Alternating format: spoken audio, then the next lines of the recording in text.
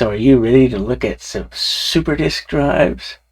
Well, here's one I prepared earlier, but hold on, there's more.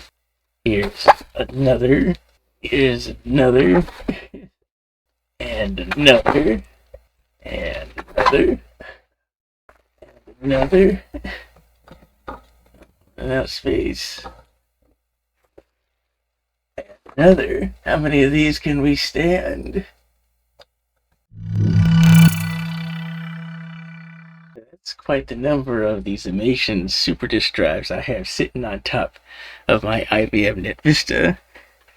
And did I even mention that I actually have 2 more of these things?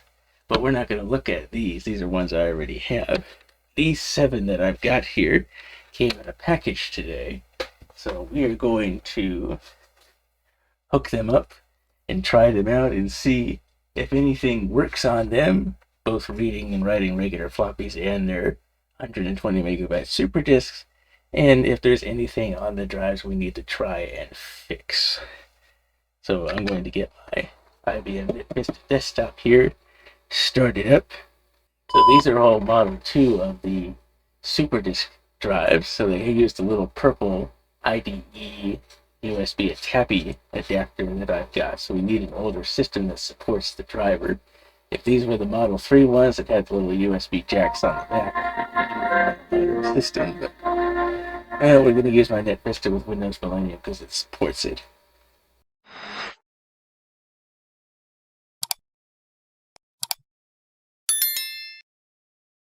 Here's our drive.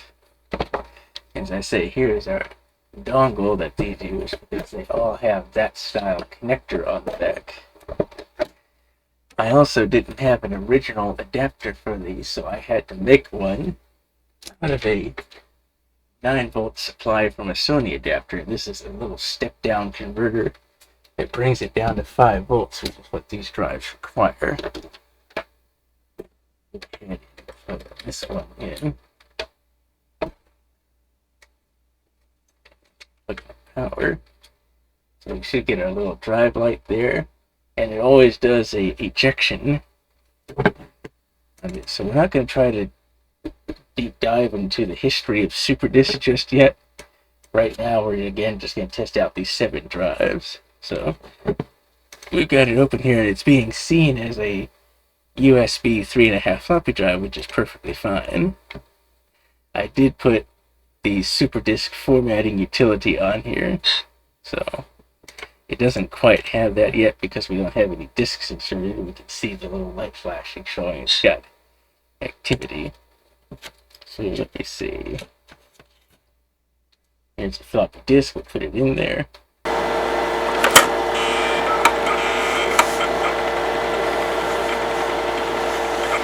And nothing unusual in terms of noises. And it sees the stuff we have on the disk. And there's our little SuperDisk format utility I was talking about. I am actually going to format this disk with the utility. Click erase, that should be fine. I need to also run something else here before we get too far. It's just necessary for this NetVista because the NetVista is a little old and unstable.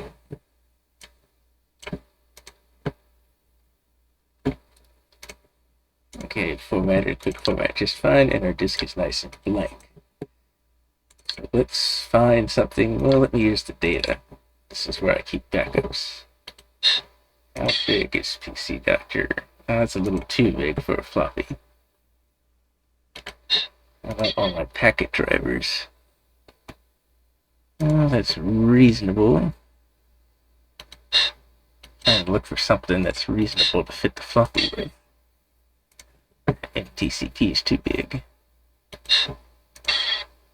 That's way too big. Let's copy the packet over. That should be no big deal for that. Although it also helps if I select the right drive.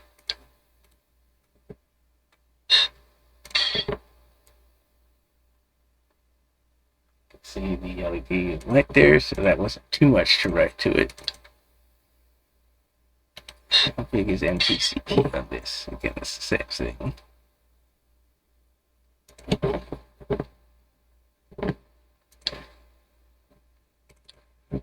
Gotta have something reasonable. How about tweak UI?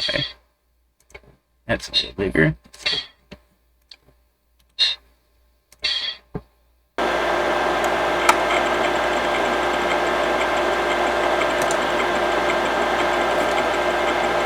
So it looks like it's reading and writing pretty decently with a regular floppy for that SuperDisk drive. I'm doing it reasonably quick.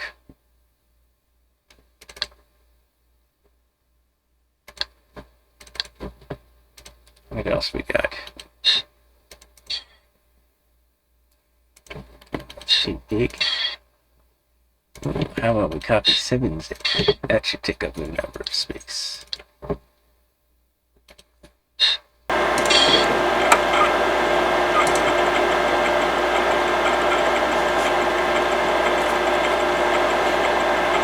It's always interesting, though, that the disk is still doing a data transfer, but Windows always assumes that it's done.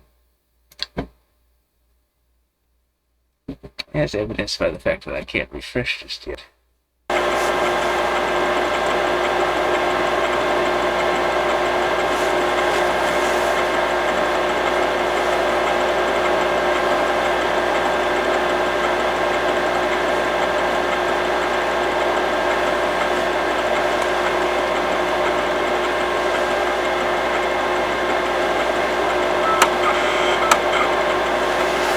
And there was a recalibration. That's kind of normal on some of these older drives to be doing that.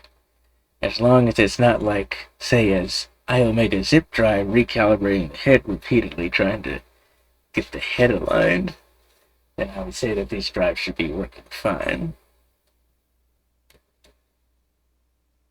I don't care about devices on the network. Okay. Let's get that disk out. Well, it looks like our eject button on the front does not work. And the way that the ejection works on these is that there's a little motor in the back. That actually is what ejects the disk. So this is just a little push button here. So that part's not working on this, but this part I think should. Yes. So the eject command from Windows will eject the disk, but the visible button here looks like it's going to need some work. So it's not doing it there. So now we're going to try an official SuperDisk. See how it sounds, because it's going to be a little different.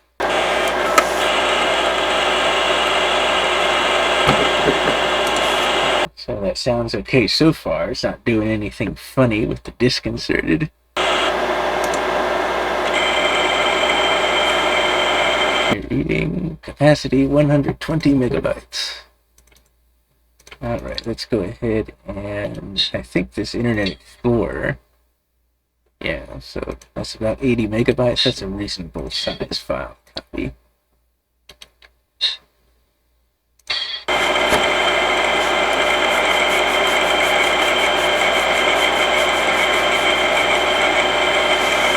And now to sit back and see how long this actually takes to copy to that disk.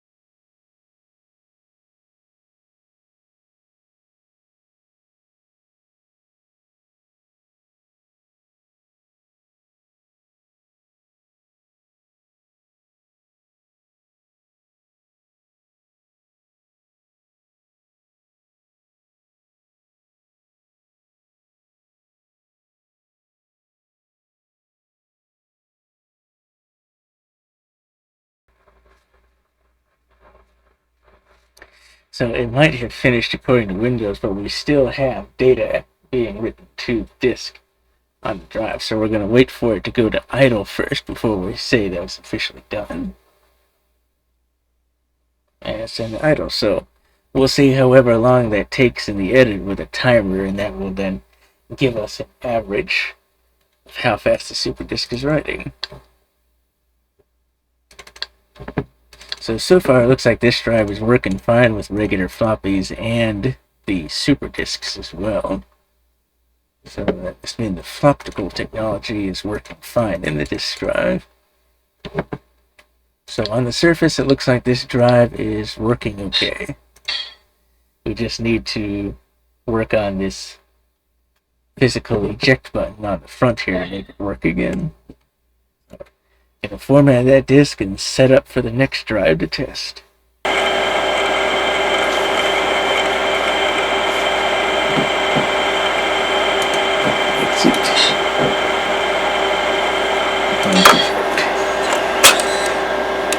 Alright, it's one drive done and dusted. So this one needs to have that button work done. It's the only thing that looks like it's wrong with this one. So, yes, we know Windows likes to complain. Pull that drive. It's here. Now, this one's a little different. This one doesn't have the blue. This has the white. But it is still an M2 drive. Up to it, same setup and everything. Let's see how this drive sounds and operates.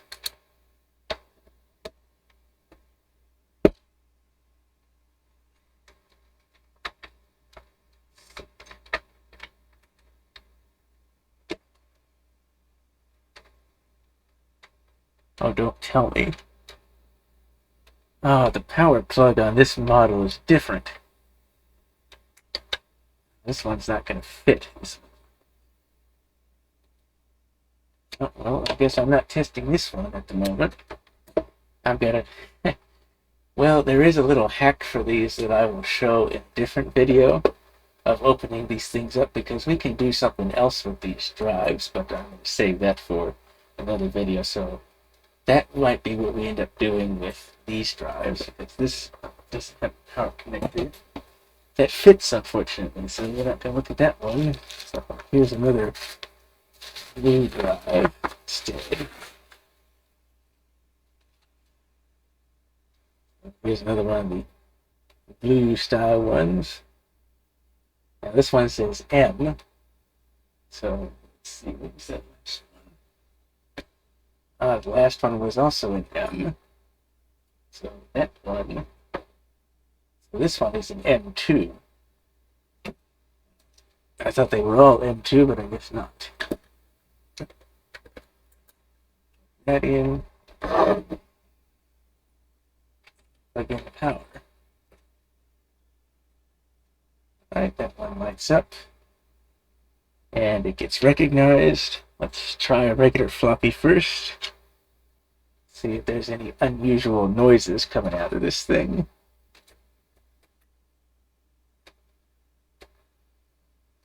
No unusual noises yet. Let's see if it reads. Okay. It looks like it reads the floppy fine.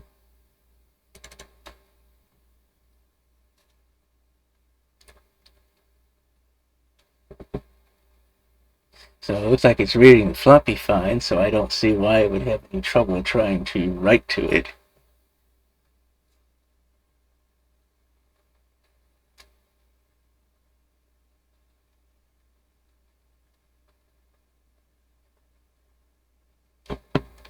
Alright, I'll cancel that. Let's see, let's move it off the disk.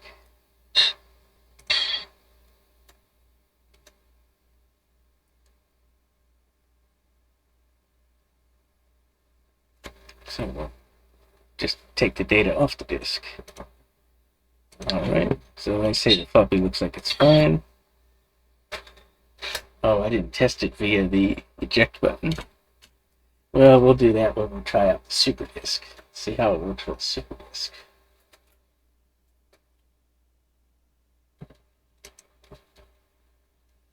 Okay, sounds just like the other drive, so it's obviously looks like it's reading correctly. Yeah, 120 megabytes. So let's see. I guess I'm going to have to tell it to copy that again. So let's do another copy of Internet Explorer.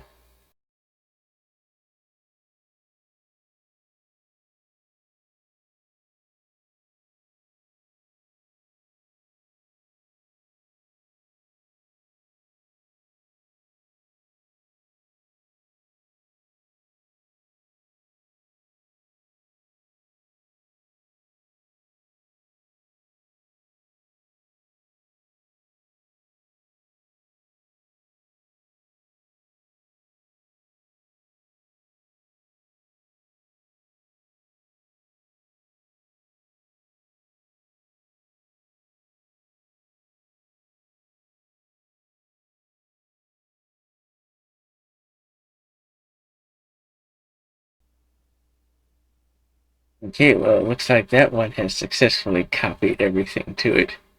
Just waiting for the drive to finish up and go to idle. And then we'll check out its read capability.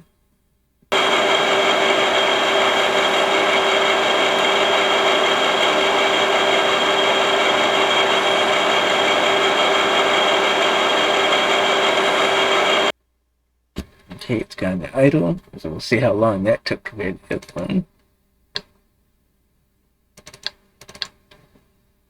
Let's see if we can read stuff.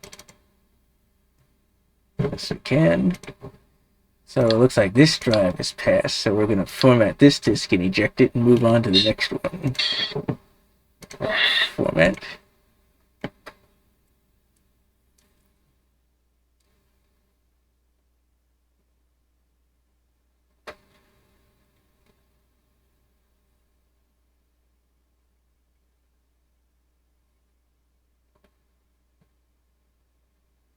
Okay. And let's see if the ejection button on the drive works on this one.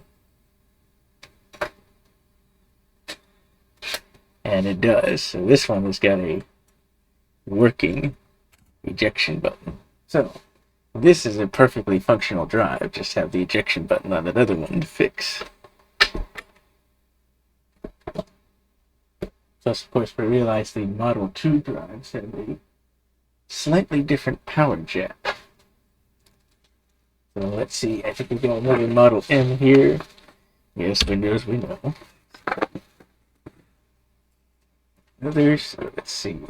This is another Model M drive. Plug this one in and check this one.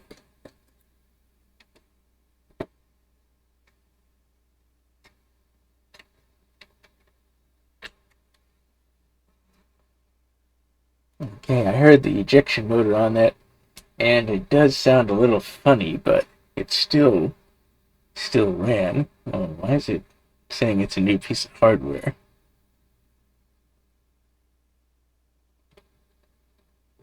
It's a little different. That's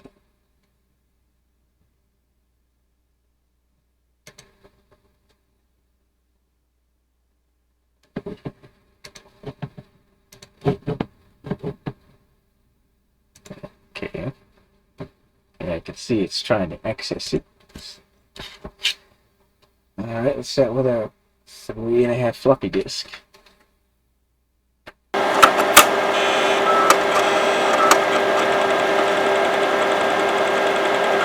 Oof. That one sounds a little strange. That one's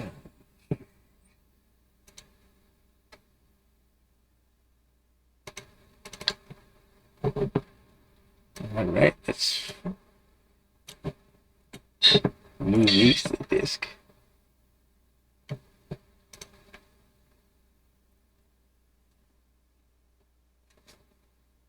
So that's writing it back to the disk.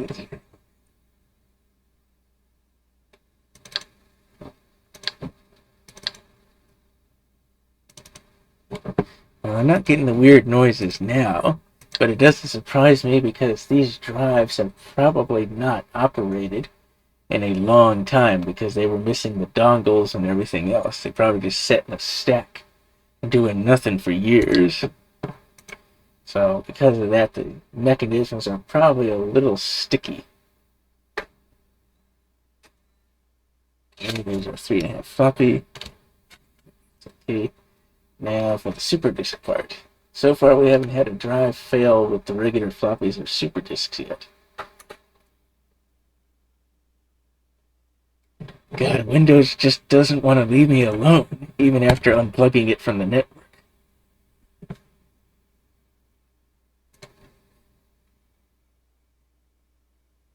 That's reading the SuperDisk.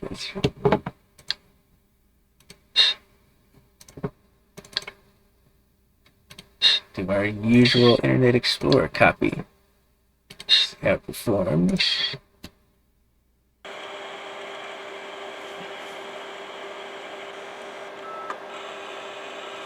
Again, it does some of the usual recalibrations as every single one of the other drives has done. That's kind of just a typical thing with these SuperDisks, is the recalibrations. I guess the thing to watch for is how many times it does it. So far, this one has already recalibrated more often than the other ones. So this, yeah, see, it's just recalibrated again. So this one might have some trouble with reading and writing the SuperDisks here.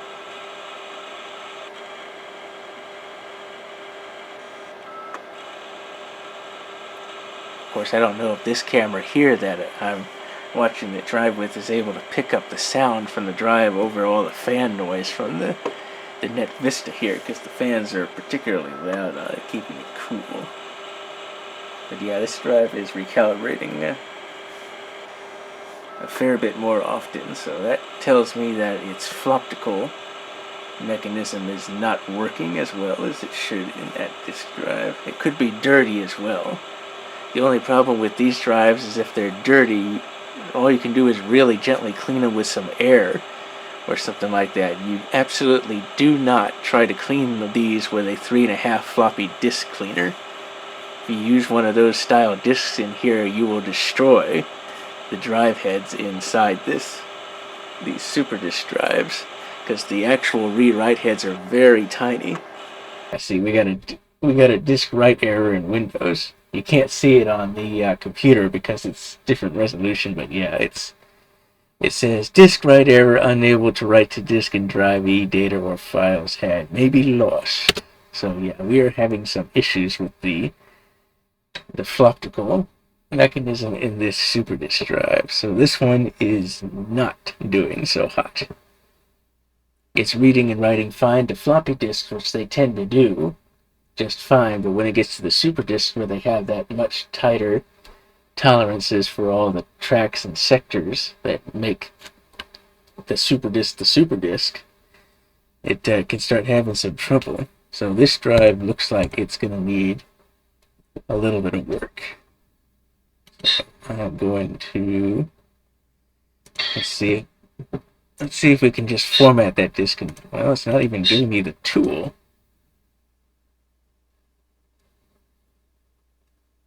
And on top of that, this ejection button is not working, or the computer has software locked it, which is part of the reason for the electronic ejection mechanism, software locking the drive. It's probably software locked. Yeah, it's software locked.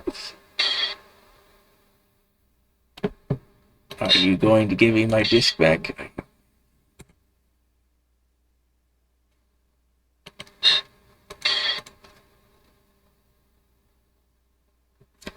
Oh, you want to play rough, do you? Okay, well, this is why we have these little ejection pins. So right in the middle of the hole, and works like that. Take the disk out. So this drive is questionable. This is the first one that's kind of on the fail list. Look at that one a little more closely.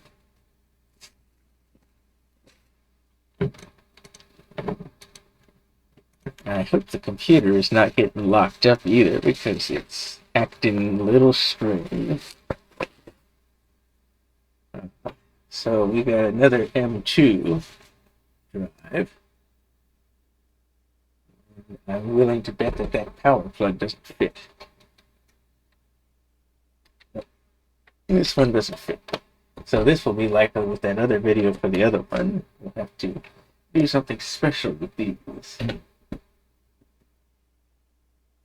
Actually, I didn't even check. Do these things fit? Yeah, they can plug into that part at least. Yeah, I think the computer is frozen. Yeah, the computer is locked up. Oh, that's just wonderful. Yeah, the system is unstable. We need to...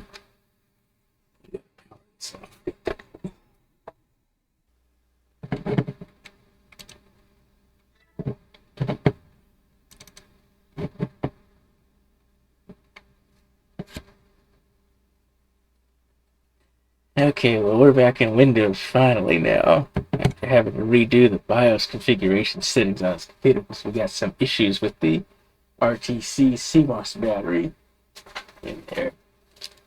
So let's go on to another drive. So let's see, we get another M2. Probably can't do anything with this at the moment. Nope, we'll have to save that for another video. So that's 3 of those. So the last one I've got here is another Model M drive. So, last one on the stack is another Model M. And let's see how this one works.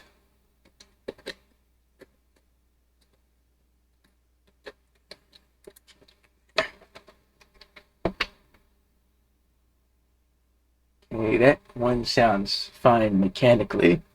Again, that last one we tried sounded a little strange, and it was having trouble with the SuperDisks in there. But they usually don't have problems with the floppies, it's always the SuperDisk parts that they end up having trouble with. And the computer detected it fine as well. It did not try to install it as another device. That was a little odd as well. Okay, yeah, that sounds fine.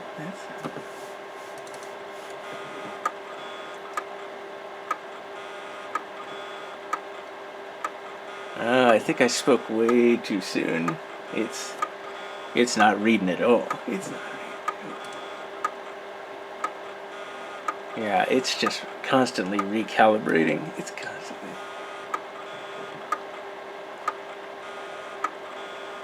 Yeah, that's not too good. That's not too good.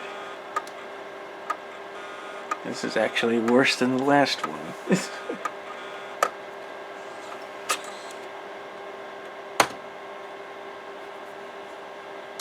We put this in the regular floppy and just double check that nothing's wrong with that disk. Everything is right with that. Well, if it can't read a floppy, then there's no way it's going to read a SuperDisk.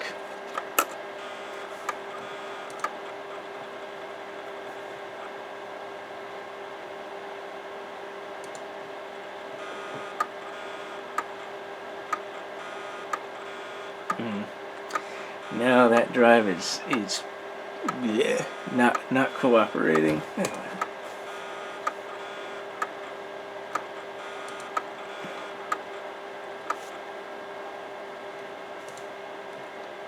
Well, no, it did eventually manage to get the stats of the disk.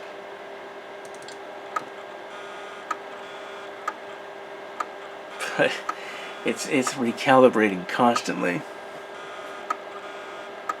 This would be equivalent to the iOmega click of death, except in SuperDisk terms.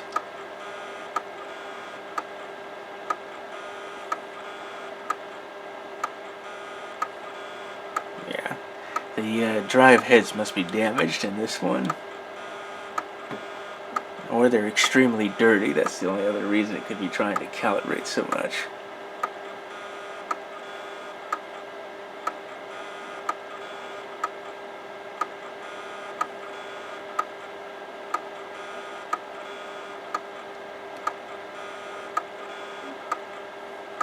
Yeah, this drive is hopeless, I think.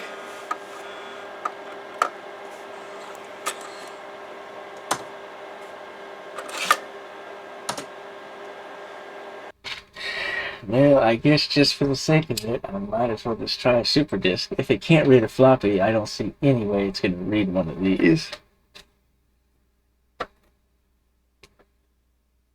Now, the drive does recognize it's a super disk because it goes into a different operating mode, I can tell just from the sound. But the question is, will that read a super disk? I don't think it will.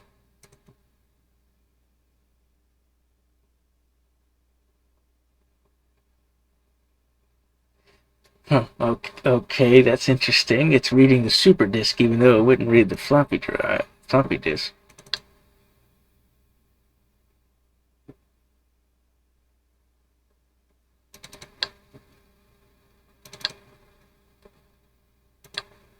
Oh, okay, that's because we were starting to copy stuff the last time and we didn't finish. That's why it's got some data there. Alright, let's see. Let's see what this drive will do with a super disk, even though it would not want to play nice with a regular floppy. So it's kind of interesting. Because usually it's the other way around. The floppy part works and the super disk doesn't. This seems to be working with the super disk and not the floppy. Let's see what happens with it when we start writing.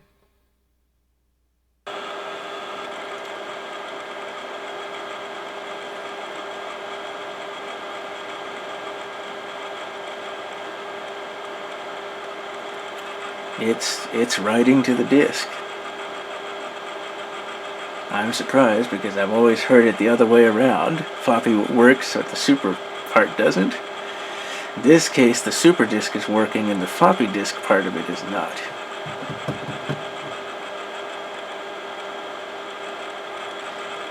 There might be an interesting reason to have to look into opening the drive up to see why that is. Because you'd imagine that the floppy disk portion of a super disk drive is a lot simpler to operate than trying for the drive to operate in a super disk mode.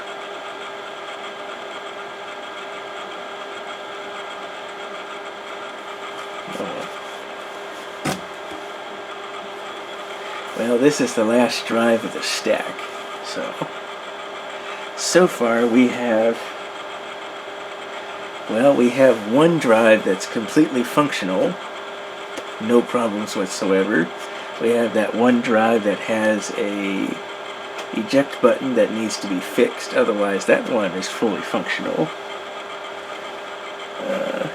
We have that one then we have another drive that reads the floppy disks fine but has trouble with the super disk portion of it.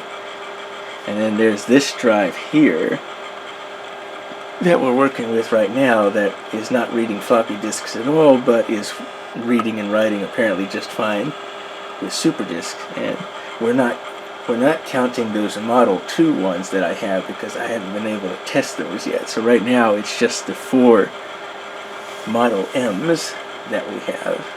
Again, the Model 2s, we're going to test those out a different way, which I will show in a different video. So 2 good drives, one of them needing an eject button fixed, one drive that only seems to be reading floppies, and then there's this drive that seems to be only reading and writing super disks. So interesting how that works out.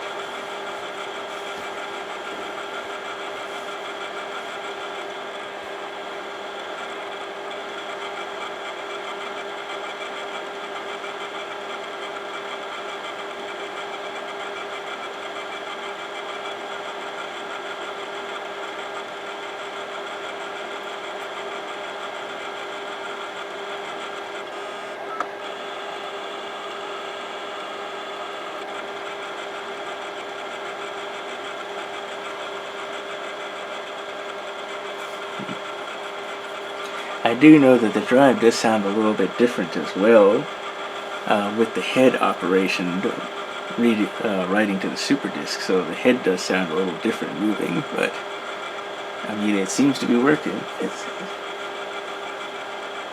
So it's really a question of what's going on with the floppy disks portion in it. Of course I could try other floppy disks, but I don't see why it would not read in that one but it did in all the others, because my understanding is The SuperDisk drives, they use the Floptical technology because there's an optical laser in there that's used for disk head tracking. So it should be able to track perfectly the sectors and tracks on a floppy disk. In fact, the SuperDisk drive that I have that I showed before at the beginning, I already had beforehand for these ones. That one will read floppy disks that don't seem to work in any other regular floppy drive because it's using the optical portion of its technology through its laser to be able to find where the tracks are. So it basically takes care of drive alignment for you. So it might be something related to that just not working properly. I don't know what the deal is, considering that it's working with SuperDisk okay at the moment.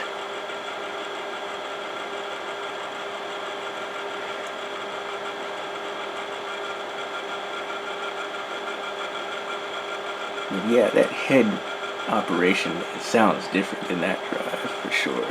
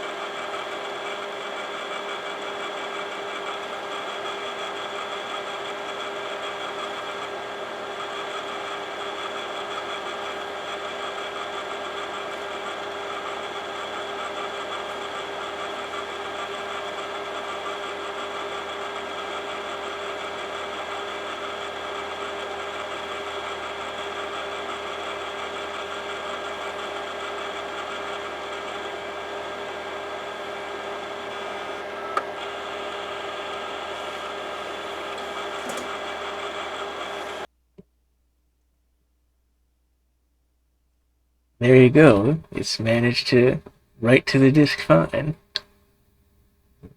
Oh, wait a second. Hold on. That doesn't look right at all. That's not right at all.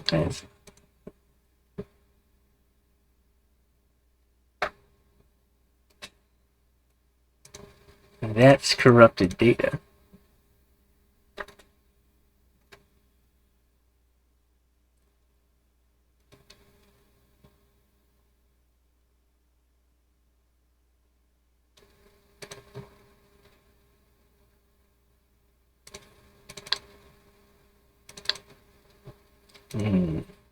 Interesting what we've got going on here. Yeah, total file size 1.59 gigabytes on a disk? I don't think so. So maybe this drive really still does not actually work.